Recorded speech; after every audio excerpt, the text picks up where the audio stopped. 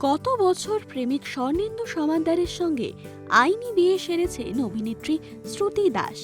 এদিন সাদা শাড়ি আর পাঞ্জাবিতে সেজেছিলেন এই তারকা জুটি। আর দেখতে দেখতে আইনি বিয়ের 6 মাস পার করে ফেললেন শ্রুতি স্বর্ণেন্দু। আর এই 6 মাস উদযাপন করলেন তারা দক্ষিণ কলকাতার একটি রেস্তোরাঁয় একসঙ্গে গিয়েছিলেন যুগলে। কেক কেটে উদযাপনও করলেন বিয়ের 6 মাস।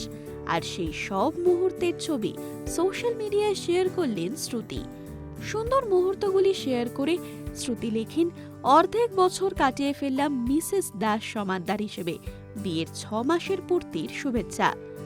বেশ কিছুদিন আগেই শেষ হয় শ্রুতির রাঙা বউ সিরিয়ালটি। যদিও সিরিয়াল শেষ হতে না হতেই নতুন এক সুযোগ এসেছে নায়িকার কাছে, আর তাতে বেশ উজ্জ্বলিত শ্রুতি দাস এবং তার ভক্তরাও। আসলে নন্দিতা রায় এবং শিবপ্রসাদ মুখোপাধ্যায়ের আমার বস ছবিতে অভিনয়ের সুযোগ পেয়েছেন শ্রুতি। আর এই ছবির মাধ্যমেই প্রথমবার বড় পর্দার সাথে পরিচয় ঘটবে তার। বড় পর্দায় তাকে দেখবেন তার অনুরাগীরা।